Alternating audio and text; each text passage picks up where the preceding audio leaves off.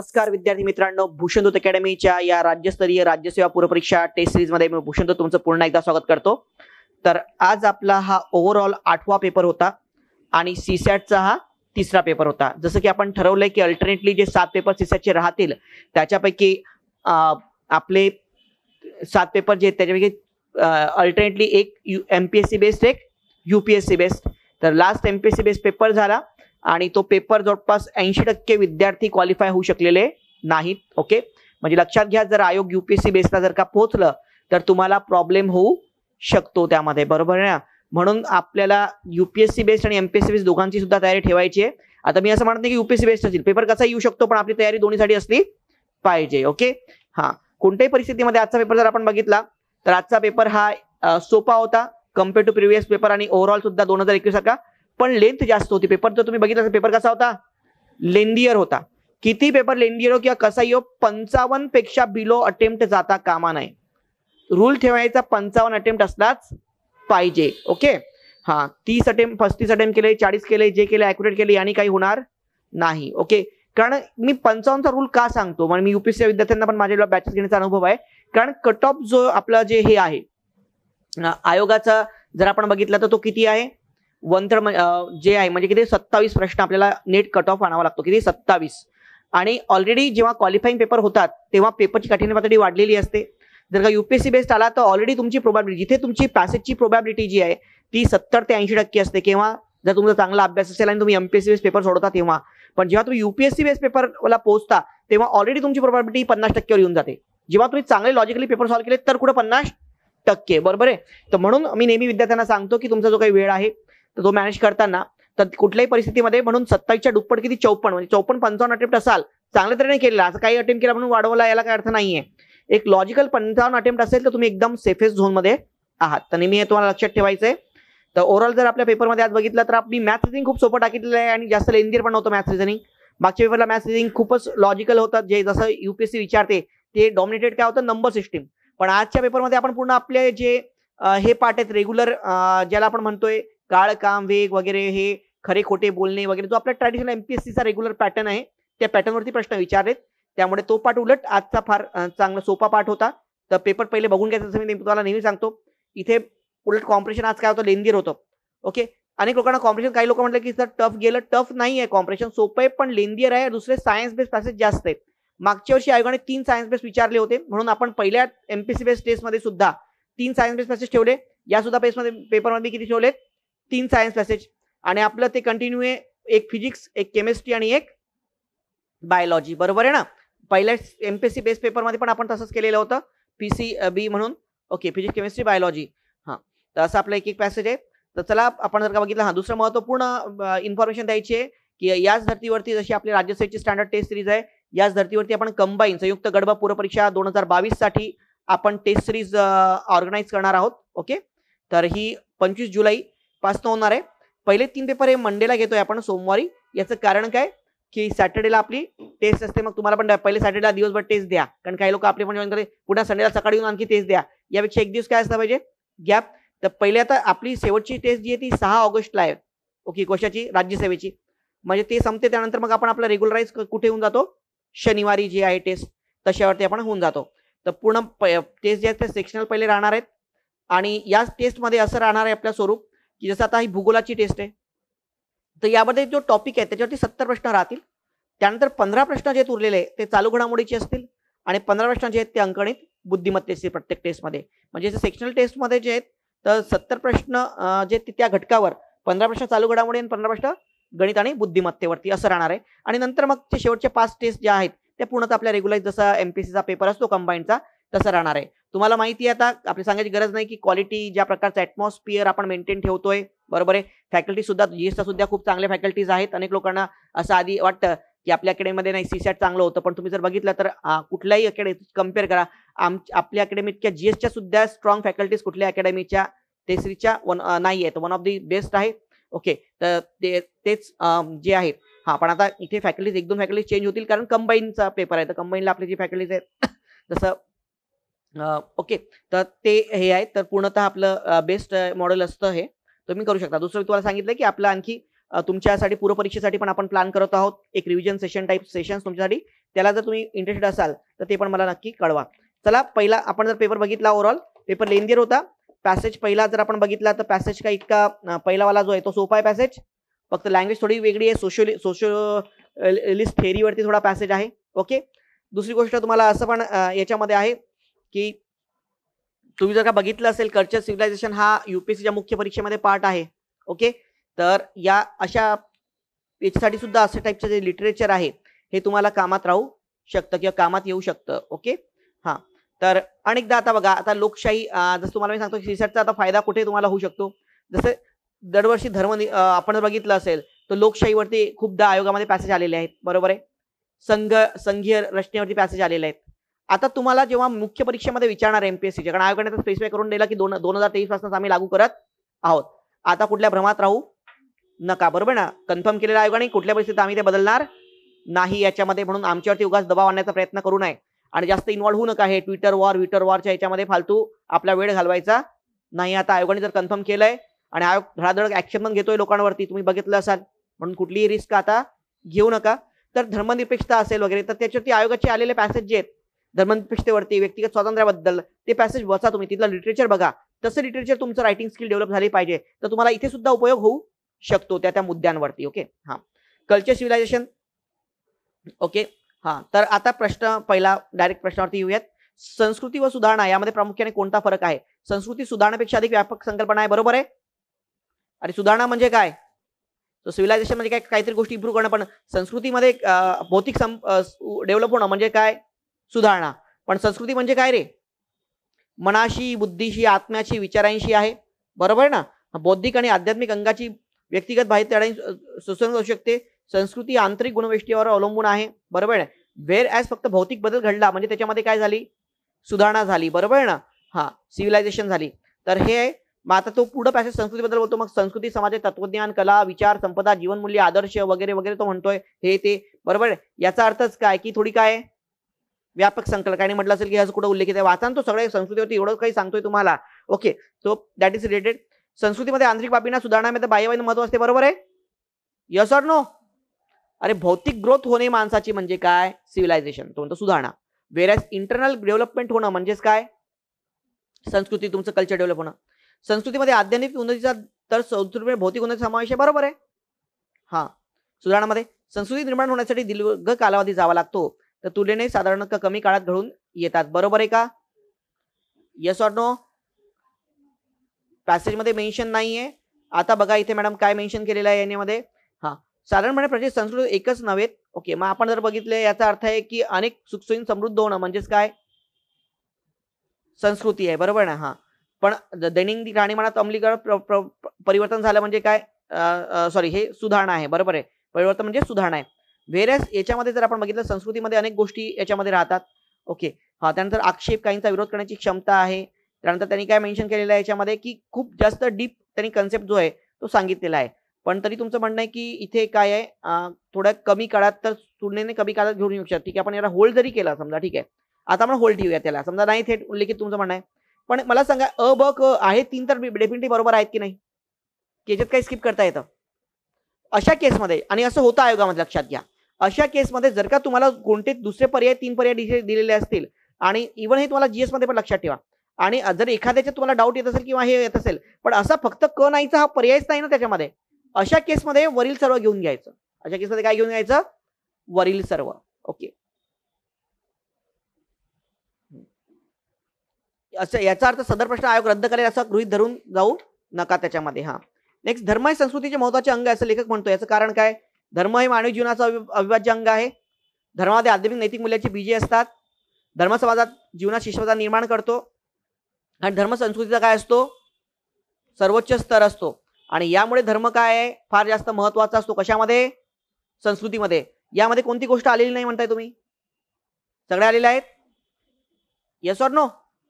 हा, म्हणून उत्तर काय तुमचं? वरील सर्व. दिस ऑल्सो वरील सर्व. हा, टी.एस. इलियट याने कोणते विचार व्यक्त केलेले आहेत? खाली कोणते विचार? धर्म संस्कृतीची सर्वोच्च अभिव्यक्ती असते. बरोबर आहे. उल्लेख केलेला आहे त्यांनी. येस. धर्माशिवाय सांस्कृतिक अस्तित्व संभू शकत नाही. बरोबर आहे का? नाही. होल्डला ठेवूयात. ठीक आहे. धर्मामध्ये सामाजिक एकात्मता निर्माण करण्याची शक्ती असते, आहे उल्लेखित. पण हे इलियटनी म्हटलंय का रे? प्रश्न काय विचारा बघा. टी.एस. इलियटचं विधान काय? टी.एस. इलियट हा महाकवी विचारवंत एक अत्यावश्यक अंग मानतो, बरोबर आहे. तो म्हणतो no culture has ever appeared and develop except together with a religion, it is essential the incarnation of the religion of the people. Okay, धर्म हा संस्कृतीचा काय सर्वोच्च स्तर आहे, कारण ओके हा सर्वश्रेष्ठ सर्वदाता प्रमित अभिव्यक्ती धर्मातूनच होत असते, असा अभिप्राय इलियट प्रमाणेच अनेक पाश्चात्य विचारवंतांनी व्यक्त केलेला आहे, बरोबर. तर धर्माची मला सांगा सर्वश्रेष्ठ याची गोष्टी कुठे नव्हते. हा, आणि अगर बघा यांनी काय याच्यात म्हटलेलं आहे, no culture has ever appeared of the developed except together with a religion. Religion शिवाय धर्म बनू शकतो का रे? धर्म डेव्हलप होऊ शकतो का? नाही. बघा ना इंग्लिशमध्ये पण असं येऊ शकतं तुम्हाला, त्याच्यामध्ये त्यांनी म्हटलंय ना, तो नो कल्चर बनू शकतो का कुठला? नाही, एक्सेप्ट द रिलेशन. आता म्हणून इथे उत्तर काय होईल? हे पण बरोबर आहे. हा, सामायिक एकात्मता निर्माण करण्याची हे आहे पॅसेजमध्ये आलेलं, पण ते इलियटचं वाक्य नाहीये. अरे क विधान आलेलं आहे ना, आलेलं आहे ना, का नाही आलेलं? इलियटचं विधान आहे का ते?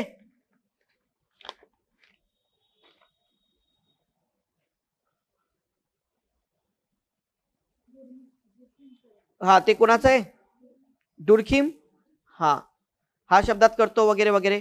हा, तर हे विविध वेगळे लोकांचे, त्याचं नाहीये. हा, आदरभाव निर्माण करे, हे पण त्याचं वाक्य नाहीये. तर उत्तर काय? पर्याय क्रमांक 1. That's the answer, option number 1. सुधारणा किंवा सिव्हिलायझेशन याच्यामध्ये लेखक कोणत्या क्वेश्चन समावेश आहे?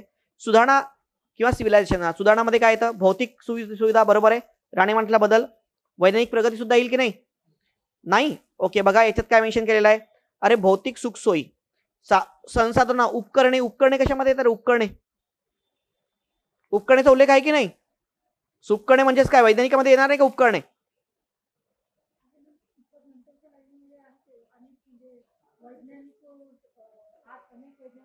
हा, शोध लागले असून भौतिक जीवनात खूपच बढवून काढला, ते भर टाकली. येस, ते पण आहे. हा, तर इथे होईल की नाही? आध्यात्मिक उन्नती याच्यात येते का रे? आध्यात्मिक कशात येते? संस्कृतीमध्ये. ओके, हा, तर उत्तर काय? पर्याय क्रमांक 1. 4चं 1. हा, 5. खाली कोणते गुण किंवा बाबी असणारे गणना सुसंस्कृत व्यक्तीमध्ये केलेली आहे? निर्माण पवित्र होऊ शकतं, उदात्त विचारसरणी. काही प्रश्न आपण जनरलाइज आपण घेऊ शकतो. चांगला पोषक राहणीमान का रे? आपण तसंच हे करू शकतो ना. आधुनिक उपकरणांचा वापर म्हणजे सुसंस्कृत का? नाही. Answer is what? Option number 1, अ आणि ब. नेक्स्ट 6 आणि 10, 6 to 10.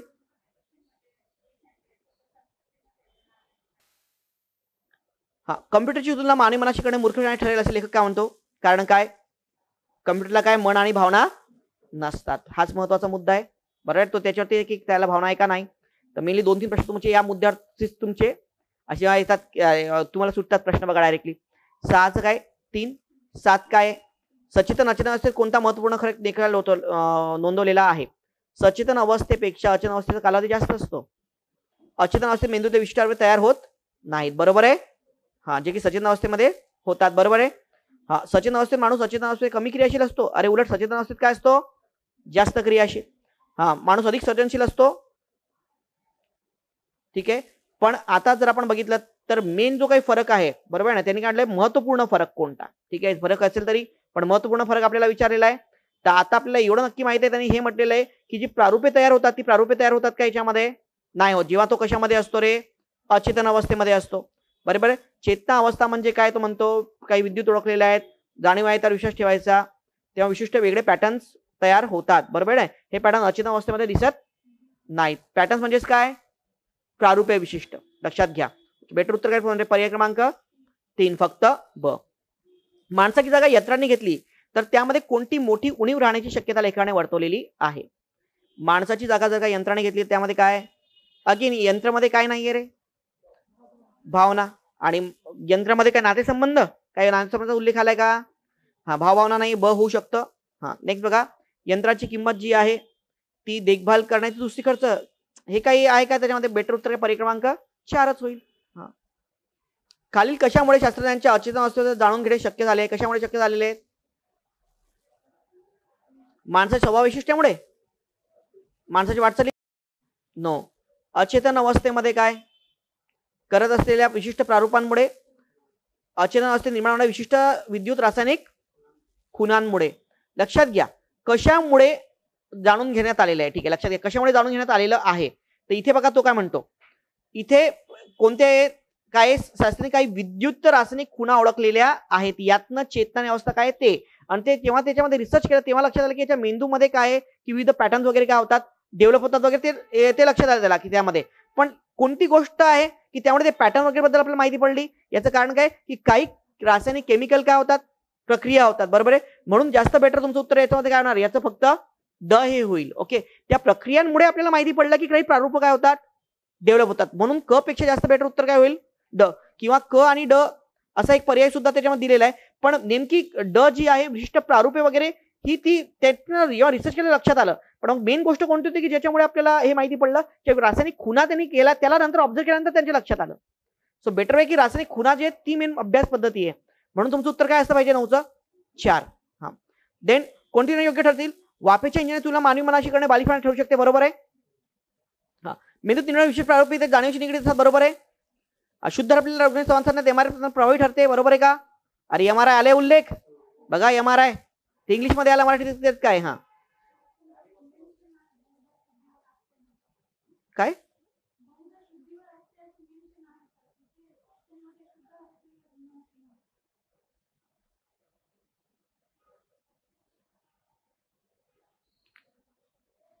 नाही नाही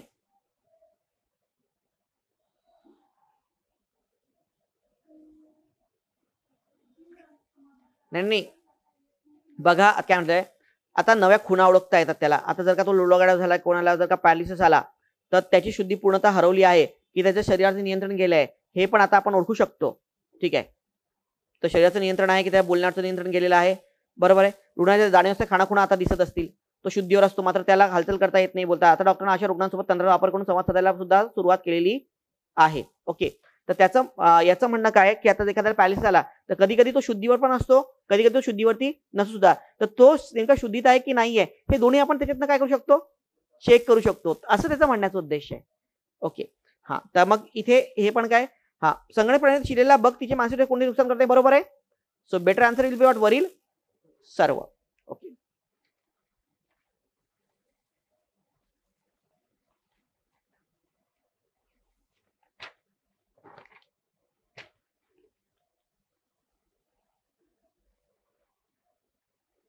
पेशी विभाजनाच्या संदर्भात कोणती विधान योग्य ठरेल.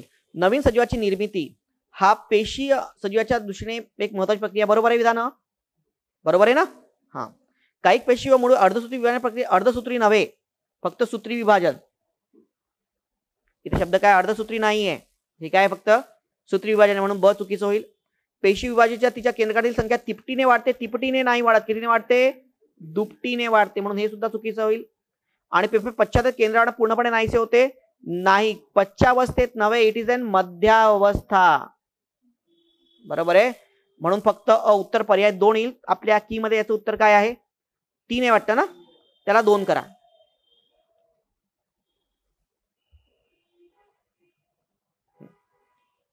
खालीपैकी कोणत्या घटना प्रक्रिया पेशी विभाजनाच्या मध्य अवस्थेत, लक्षात घ्या कशाबद्दल विचारलंय, पॅसेजमध्ये दिलं तेच उत्तर नसतं बाबा. आता फक्त कशाबद्दल बोलतो आपल्याला, मध्य अवस्थेमध्ये.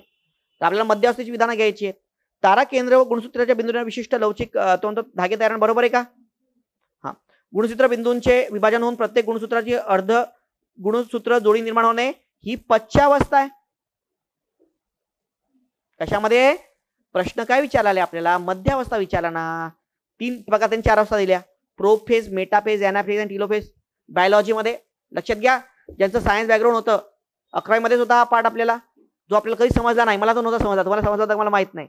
ओके, 11वी ते आला, 12वी ते सरांनी तो शिकवला, मायटोसिस, मिओसिस, नंतर ते प्रोफेज, मेटाफेज, आणि डीएनए, ते आजपर्यंत कधी समजलं नव्हतं मला, म्हणून मी इंजिनिअरिंग केलं. म्हटलं आपल्या डॉक्टरचं आपण काही होऊ शकत नाही. ओके, तर पूर्वावस्था, मध्यावस्था, पश्चावस्था. मग हे काय आहे, पश्चावस्था. हा, नेक्स्ट क बघा, पेशीच्या दोन्ही टोकांना पोहोचते गुणसूत्र उलगडणे ही कशामध्ये रे बाबा, अंत्यावस्था, टिलोफेज मध्ये ना. ते मध्यावस्थेचा पार्ट आहे का तो, नाही.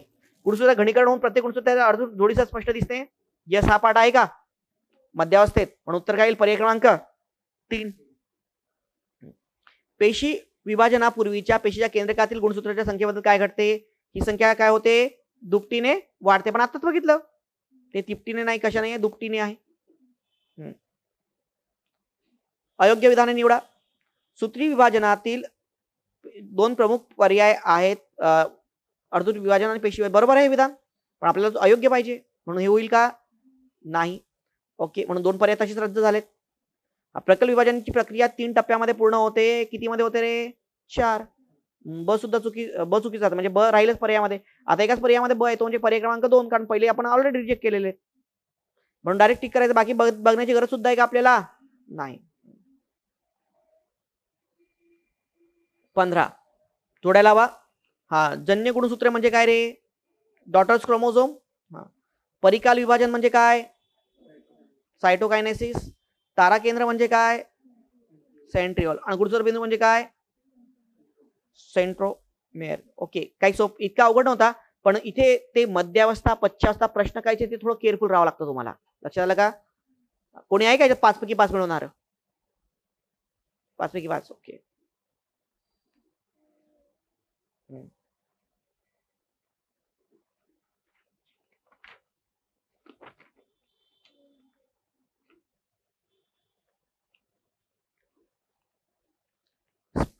योग्य विधाने कोणती? 16वा घ्या.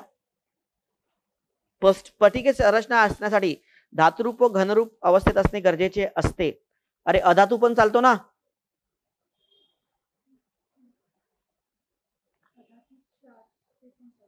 अरे अधातू देखील स्फटिकी घन पदार्थ असतात की नाही?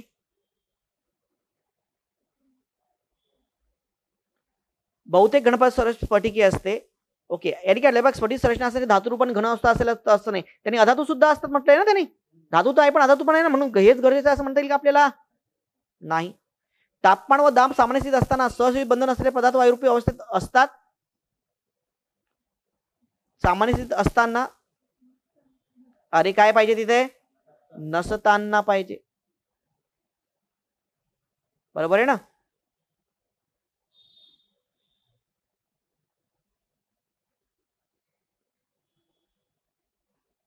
नेक्स्ट, हायड्रोजन अणुवर केलेल्या अन्य अणूवर धनप्रभाव असणे गरजेचे. धनप्रभाव कशावर असतो रे? हायड्रोजनवर. आणि अदर याच्यावरती काय असतो? ऋण प्रभार असतो. बरोबर आहे ना? अन्य अणूवर थोडी धनप्रभार असतो, अन्य अणूवर काय असतो? ऋण प्रभार. म्हणून उत्तर काय तुमचं? कोणतेही नाही.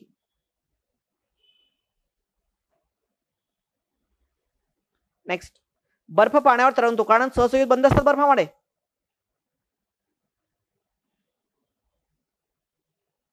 हायड्रोजन बंधाबद्दल आहे ना त्यांनी, बघा काय मेन्शन केलेलं आहे त्याने. बर्फ वितळल्यावर हायड्रोजन बंध नष्ट होतात, त्यामुळे निर्माण होणारी रिक्त जागा पाण्याच्या रेणून घेतली. आजच्या बाब ही आहे की द्रव पाण्याची घनता अधिक असते. घनपदार्थ षटकोनी जसे नष्ट होते तसे द्रव व रेणू अधिक अवेष्टित होतात व द्रव अधिक असते, परंतु पाणी त्याला म्हणून बर्फ पाण्यावर तरंगतो. ठीक आहे, असं काही त्यांनी दिलेलं आहे. हे तर होणार नाही. घन अवस्थेत बर्फ घनता, द्रव अवस्थेत असते पाणी कमी असते. बरोबर आहे? बरोबर आहे ना? आहे का? आता आपण वाचता ना, तर ब होईल की नाही? हा, हायड्रोजन चतुष्षटकोनी स्फटिकापासून निर्माण झालेली संरचना आढळून येते. षटकोनी आहे तिथे, चतुष्षटकोनी नाही ना? हा, बर्फ आणि रेणू संरचना भिन्न असते. हे तरंगण्याचं कारण नाही ना? तरंगण्याचं कारण आहे का? नाहीये. बघा ब तर राहणारच त्याच्यामध्ये. ओके, तर ब आणि क. ओके, हे जास्त बेटर आन्सर आहे. ते षटकोनी पाहिजे, ते चतुष्षटकोनी झालं, ते फक्त षटकोनी आहे ना त्याच्यामध्ये. अच्छा, चतुष्षटकोनी संरचना आहे. हा हा, ठीक आहे, प्राण्याच्या रेणूमध्ये. हा,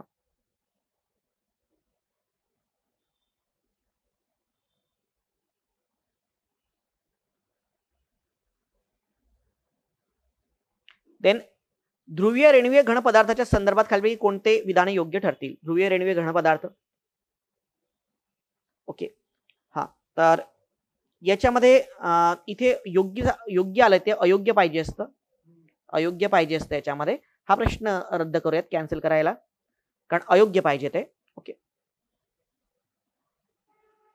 हा, we will give full marks to this example. ठीक आहे. हा, नेक्स्ट 19 बघा, 19th. खालीलपैकी योग्य जोड्या कोणत्या? सो कोणती जोडी योग्य आहे? CO2H2CO हायड्रोजन बंध. CO2H2CO कोणता बंध आहे रे? अरे अध्रुवीय रेणवीय घन पदार्थ आणि इतर हायड्रोजन. बरोबर आहे, हा आहे त्याच्यामध्ये. अध्रुवीय घन पदार्थ निर्माण करतात, त्यांनी मेन्शन केलेलं आहे. हा, HCl आणि SO2 काय सहसंयुज बंध आहे का? HCl SO2 सहसंयुज बंध यस आहे. क बरोबर आहे. यस. H2O अध्रुवीय रेणुकीय बंध आहे का रे? नो. H2O कोणता आहे? हायड्रोजन बंध आहे ना. हा, तर H2O कोणता बंध आहे? हायड्रोजन बंध आहे, म्हणून हे सुद्धा चुकीचं होईल. That's the answer is what option number 4 फक्त क. कुठे?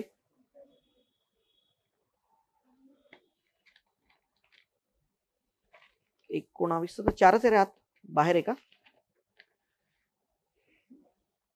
हा करा ना, 4 करून घ्या, काही इश्यू नाही. हा, ते 4-5 प्रश्न आपले चेंज होतातच डिस्कशनला. 19-4 आतापर्यंत किती चेंज झालेत आपले? एक रद्द झाला, कोणता? 18वा ना. 18th कॅन्सल, आणि आणखी एक चेंज झाला ना आपला 11चं 2. ठीक आहे. 19 कॅन्सल केला ना. हा, 19 4 केला. हा, 18 कॅन्सल. ठीक आहे. नेक्स्ट.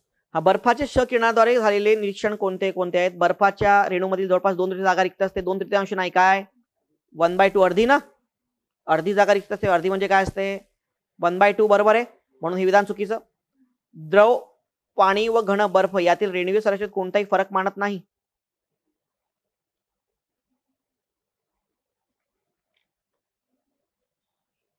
बरोबर आहे का? नाहीये. बरोबर आहे ना. हा, बर्फ वितरणात हायड्रोबंध नष्ट झाल्यावर ती जागा रिक्त राहते? नाही. रिक्त कुठे राहते? बघा काय मेन्शन केलेलं आहे त्याच्यामध्ये. रिक्त जागा पाण्याच्या रेणूंनी घेतली जाते. बरोबर आहे. हा, पाण्याच्या रेणूंनी काय घेतली जाते? लक्षात आलं का तुम्हाला?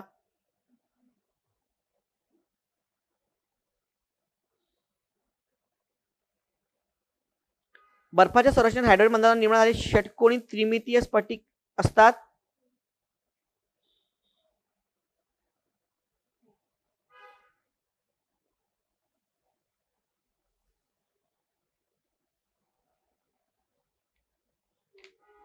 बरोबर आहे का? येस. हा, म्हणून तुमचं उत्तर काय येईल? ब आणि ड. बरोबर आहे. सूत्र पर्याय क्रमांक 4 ना. ब आणि ड. 20-25. कर्मकांडाविषयी कोणते मत लेखकाने व्यक्त केलेली आहेत? ओके. जीवनाच्या सर्व क्षेत्रात कर्मकांड आढळून येतात. बरोबर आहे का? आता म्हणतो ना प्रत्येक याच्यामध्येच आहे. तुम्ही मला डेफिनेटली पण त्यांनी म्हटलं ना की प्रत्येक गोष्ट जर आपण बघितली त्याच्यामध्ये मेणबत्ती घंटा नादवेग लोटांगण घालणे हे सगळं सगळं प्रत्येक गोष्ट जो आहे प्रत्येक बाबीमध्ये याचा अर्थ ठासून भरलेला आहे. अनेक प्रकारची चित्र आणि इतका त्यामुळे अनेक हे केलेलं आहे वगैरे वगैरे. सो याचा अर्थ काय की सगळीकडे आपल्याला कर्मकांड आढळून येतात असं त्याचा अर्थ होतो. ओके. इथे सर्व झालं सहसा आपण चुकीचं घेतो सर्व फक्त, पण इथे जर तुम्ही बघितलं ओव्हरऑल त्याचा रेफरन्स काय आहे? ईच अँड एव्हरीथिंग प्रत्येक ठिकाणी आज आयुष्यात काय आहे? कर्मकांड आहे असं तो म्हणतोय. ठीक आहे. हा, एखाद्या गोष्टीमध्ये अपयश आल्यास कर्मकांडातील त्रुटींचे कारण पुढे करण्यात येते. बरोबर आहे का?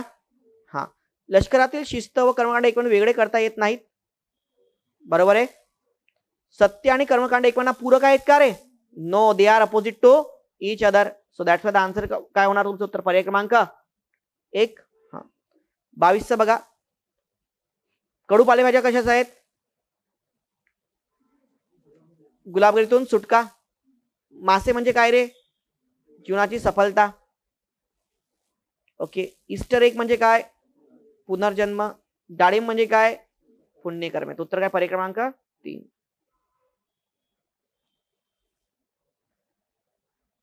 योग्य विधाने कोणते? 23 बघा.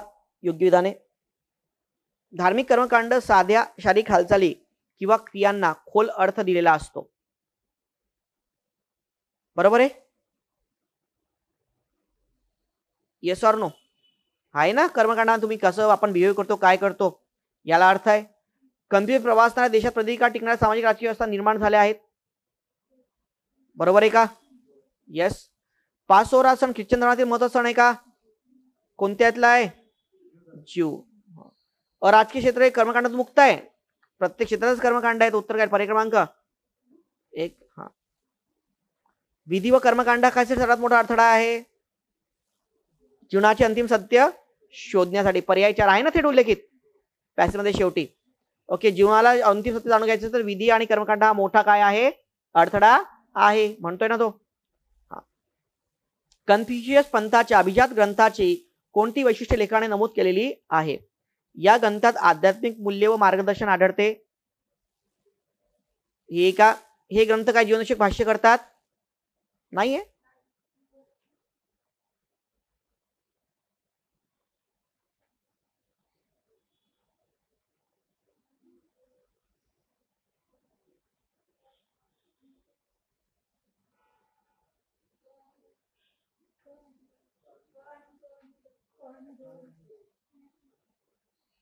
हा, क आणि ड. ओके, हा, तर मग कर्म बारीक तपशील नोंदवण्यात आले आणि नेक आहे. हो, तर 25चं काय होईल मग? 2. 25चं 2 करा.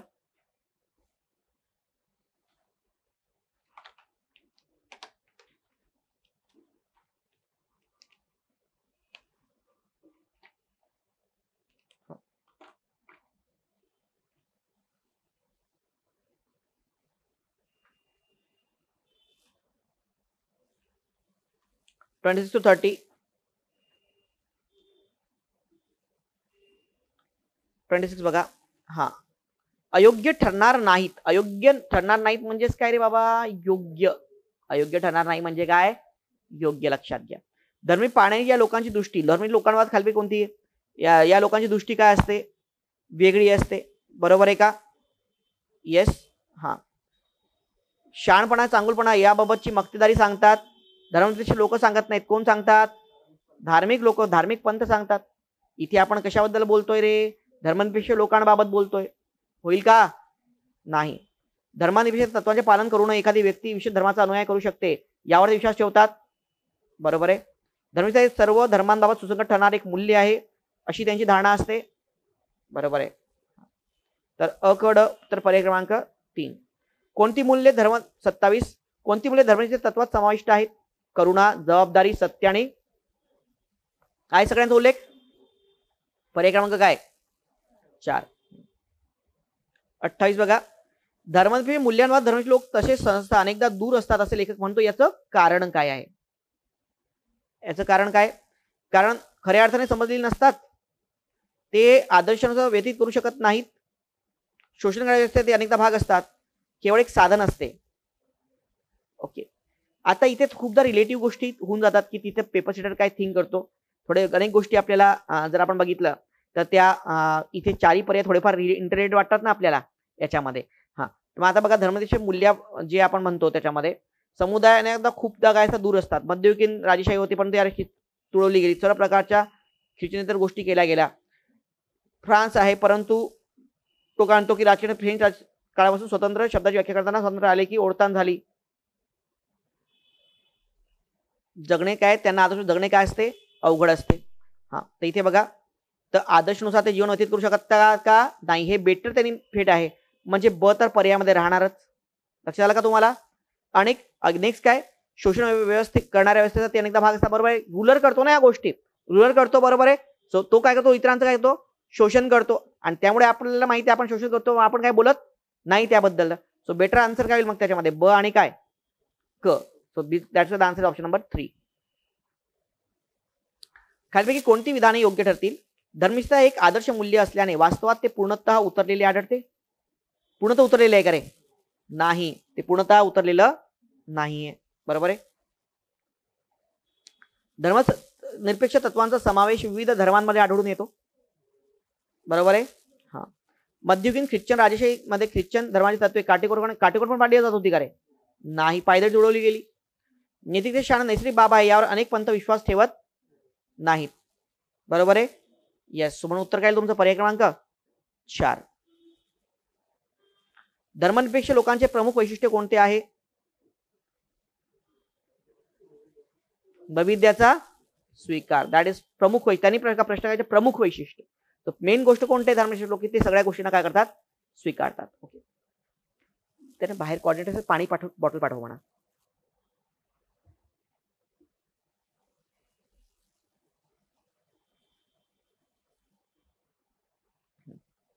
लेखकाने प्रौढ माणसाबाबतची कोणती वैशिष्ट्ये सांगितलेली आहेत? बहुतांश प्रौढ लोक नव्या बदलाबद्दल काय असतात? अनुकूल नसतात. बरोबर आहे ना?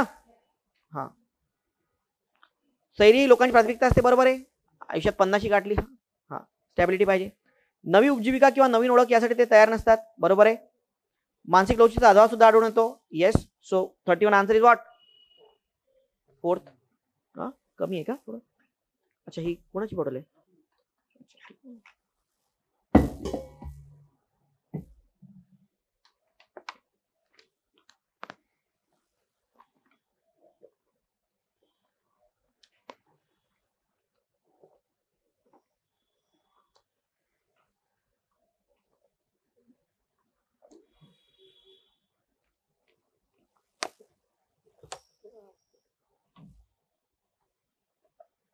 ओके. हा, लेखकाच्या मते 21व्या शतकात कोणती गोष्ट लोकांना परवडणारी नाहीये? ओके, काय परवडणार नाहीये? असं स्टेबल होणं, तो 50 दृष्टी जसं वागतात तसं आता परवडणार नाही, because all world is going to change. सगळ्या गोष्टी डिस्ट्रिक्टिव्ह होऊन राहिल्यात आता. 21व्या शतकात मानवी जीवनात कोणत्या गोष्टी अपरिहार्य ठरतील? मानवाला तीव्र अनिश्चिततेचा काय सामना करावा लागेल. सातत्याने नवीन गोष्टी काय शिकाव्या लागतील. संपूर्णपणे नव्या घटकाशी व्यवहार करावे लागतील. उपजीविकेचे काय साधनात टिकून राहावे लागेल. काय वाटतं उत्तर? अबक एकच साधन चालेल का आता? नाही. प्लॅन बी रेडी ठेवा म्हणतात ना नेहमी. हा, स्पर्धा विषय करताना एकच गोष्ट चिकून चालणार नाही. ओके, सो उत्तर काय? पर्याय क्रमांक 1, 34. खाली कोणती क्षमता 21व्या शतकात सर्वात महत्वाची ठरणार आहे? आर्थिक बाबींचे अचूक विश्लेषण करणे. ओके, काय वाटतं आपल्याला? सातत्याने शिकत राहणे आणि स्वतःचा शोध घेणे, या गोष्टी आहेत. उत्तर पर्याय क्रमांक काय? 2. उत्तराची मध्यवर्ती संकल्पना काय? 1, 2, 3, 4. त्याला हे करा, एक एक एक झालं ते 1, 2, 3, 4. मध्यमवर्गीय माणसाची स्वभाव वैशिष्ट्ये सांगणे. 21व्या शतकातील तीव्र अनिश्चितता व तिचे स्वरूप लोकांसमोर मांडणे. तर आन्सर ऑप्शन नंबर 2. हा मध्यवर्ती संकल्पना आहे. कायद्यावरती पॅसेज. ठकवणूक, तोत्यागिरी ठकवणूक, ठकवणूक शिक्षा. एक वस्तू एका विख्यात प्रश्नात निर्माण केली अशी याची समजूत व्हावी म्हणून क त्या वस्तूवर नकली चिन्ह लावून याची उद्देशपूर्वक दिशाभूल करतो. अशा रीतीने यला ती वस्तू खरेदी करण्यास त्याचे पैसे पडते. या ठिकाणी यने काय केले आहे?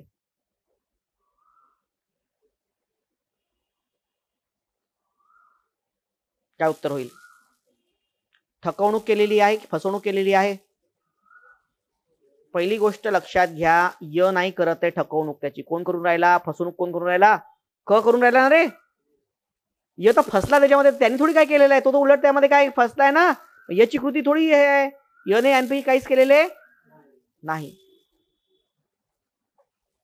बरोबर आहे का? हा, तर त्याचा थोडी काही दोष आहे त्याच्यामध्ये. समजलं का तुम्हाला? उदाहरण काय आहे? मी इथे जर म्हटलं तर बघा कोण याच्यामध्ये हे करतोय, फसवतोय कोण? क फसवून राहिला ना त्याला. याला य तर कस्टमर आहे, त्याचा कस्टमर फसला, त्याचा कस्टमरची थोडी त्याची फसवणूक करून राहिला, तो क करून राहिला यची फसवणूक. कळलं का? म्हणून उत्तर पर्याय क्रमांक 4. ए हा ब ला पोलीस निश्चय असल्याचे भासवतो, तर ए ची कृती केवळ ठकवणूक या सदरात मोडते नाही. तोतयागिरी करून ठकवणूक फक्त फसवणं म्हणजे काय? ठकवणूक किंवा काय? फसवणूक. पण तोतयागिरी करून ठकवणूक याचा अर्थ काय? की खोटा व्यक्ती सांगणे. बरोबर आहे. तर ती काय आली? तोतयागिरी करून ठकवणूक. तर त्यांनी स्वतःला काय सांगितलं की मी कोण आहे? PSI, पोलीस इन्स्पेक्टर आहे. सॉरी, PSI पोलीस इन्स्पेक्टर आहे, पण PI आहे. पण ते आहे का? नाही. म्हणून हे काय होणार? केवळ ठकवणूक नव्हे, ही काय? तोतयागिरी करून ठकवणूक. लक्षात आलं का तुम्हाला? एक्स हा मुलकीसेत असल्याचा बहाणा करून एकशे दिशाभूल करतो आणि याचे जिचे कार्यालयीन काम करायचे म्हणून झेला पैसे देण्यासाठी अप्रामाणिकपणे प्रवृत्त करतो. तर एक्सने तोतयागिरी ठकवणूक केली आहे. बरोबर आहे. तो बरोबर नाही का? बरोबर आहे ना? तो चुकीचं सांगतो त्याला की मी ऑफिसर आहे वगैरे वगैरे. म्हणजेच काय?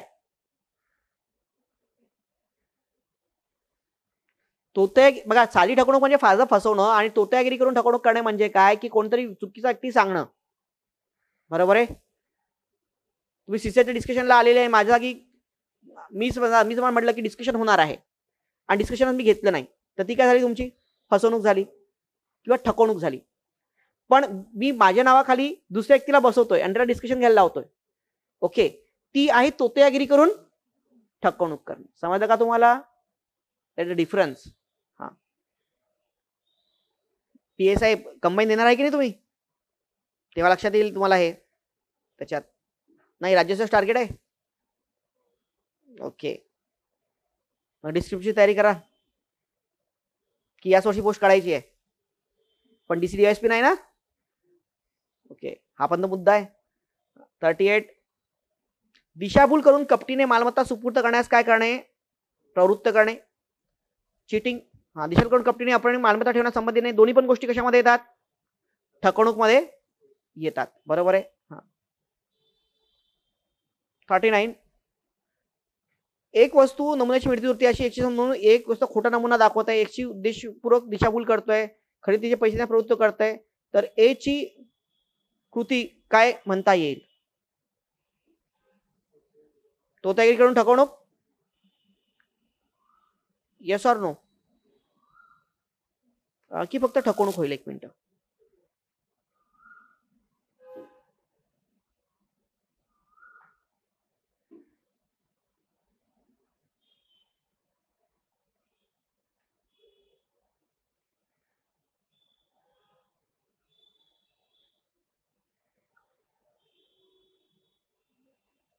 ही फक्त ठकवणूक होईल ना रे, ही फक्त ठकवणूक होईल ना. की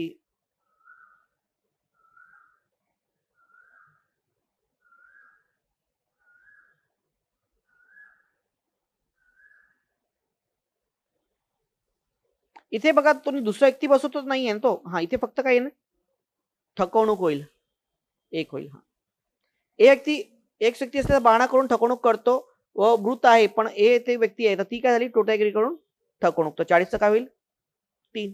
कळलं प्रत्येकाला? हा, तर इथे काय 39चं काय होईल, 1 ना.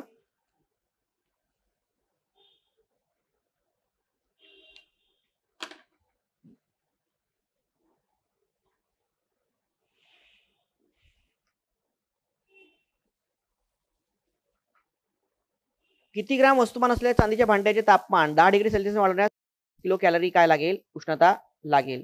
ओके, सो एक न्यूमरिकल बेस जो पॅसेज होता तो टाकला होता आपण. तर इथे जर का आपण बघितलं तर एक न्यूमरिकलला या तापमान किती डिग्री वाढवायचं, 10 डिग्री सेल्सिअस. हा, this what 0.56 kilo calorie Q. Okay, आणि एम, हा Q 56 Q is called MC and del T. Okay, that is change. आपल्याला एम काढायचं आहे, मास. ओके, बाकी गोष्टी आपल्याकडे आहेत. दॅट इक्वल टू व्हॉट, उत्तर काय येतं, 100 ग्रॅम. ओके, तर आन्सर इज व्हॉट, 100 ग्रॅम येतं याच्यामध्ये. ओके,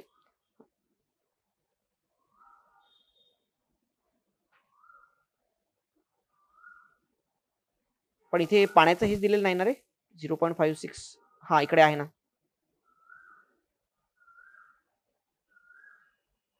चांदीचं भांड, हा हे आहे ना, 0 आहे पुष्पधारकता आहे ना, ते 0.0056 आहे ना. येस, म्हणून तुम्ही म्हटलं ते तिथे 0.56 कसा घेतला आपण, बरोबर ना. तर ही काय स्पेसिफिक हिट आहे, त्याची पुष्पधारकता आहे ना. So that is what C. आपल्याला एम काढायचा होता ना, क्यू म्हणजे काय, 56, बरोबर आहे ना. हा, डेल टेम्परेचरचा चेंज किती आहे, 10 डिग्रीचा आहे, बरोबर आहे. आणि सी म्हणजे काय, त्याची स्पेसिफिक हिट, तर ती किती आहे, 0.056 कॅलरी. हे कुठनं घेतलं तर या कोष्टकामध्ये बघा, असं आत दिलेली आहे त्यांनी इथे. दिसली आहे चांदीची, आहे का?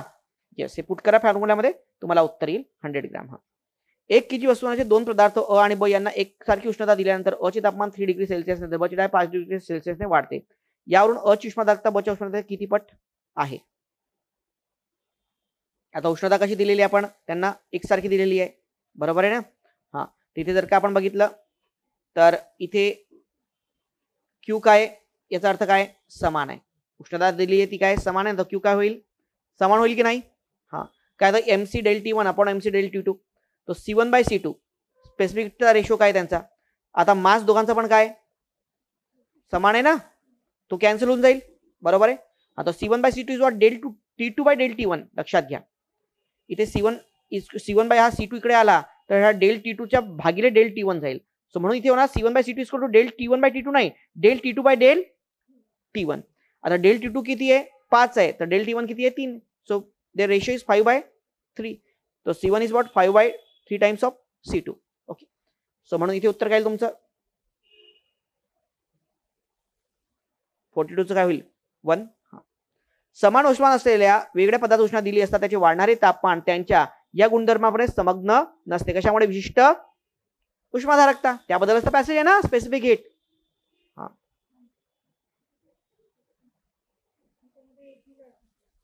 उष्णता हा स्पेसिफिक विल कन्वर्ट.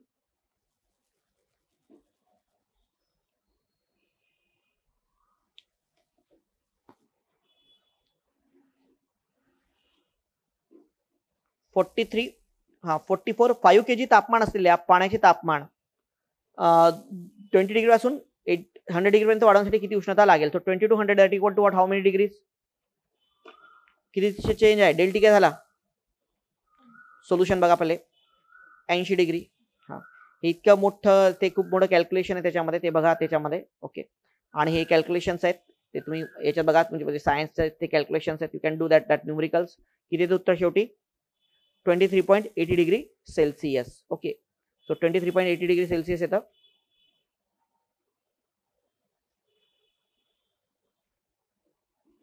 एक मिनिट, आपला दुसरं एक्झाम्पल झालं का? एक मिनिट,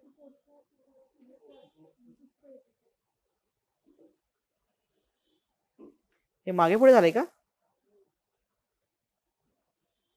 44 चं काय येतं? 1 मिनिट, मागे पुढे झालं. 1 मिनिट त्याच्यामध्ये.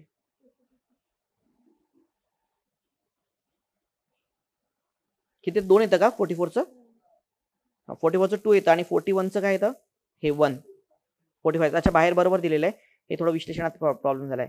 याचं काय 23.80 डिग्री सेल्सिअस. ठीक आहे, ते न्यूमरिकल्स तुम्ही बघून घ्या त्याच्यामध्ये. ऍक्च्युली ते विश्व उष्माधारकतेच्या यात काय कॉम्प्रेशन सारखं शिकवण्यासारखं काही नाही. हे तुमचं न्यूमरिकल स्किल जे तुमचं जे सायन्स जितकं हे आहे त्याच्यावरती ते राहणार आहे.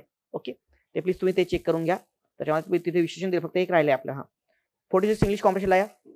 What is the issue does Martin Luther King speech addresses? हा, कोणत्या इशू वरती आहे मार्टिन लुथर किंग, कशावरती स्पीच दिलं रे बाबा? End racism and civil and economic rights. So answer option number 2. What pushes king to speak I have a dream? He is prompted by the Mahila Jackson. Okay, that's the answer is what? Number 2. The last paragraph to give the word to live. To live means what? Departed.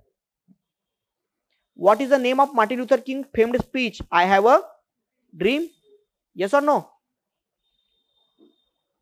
Starting as है ना, I have a dream is a public speech delivered by the American senator Martin Luther King Jr.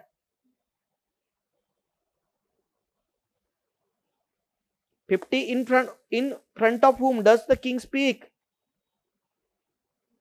Civil right supporters. अरे कोण जमले होते तिथे? Civil right supporters जमले होते ना. हा, तो दिस कॉम्प्रेशन फार सोपा पॅसेज होता, इतका सोपा इंग्लिशचा यंदा.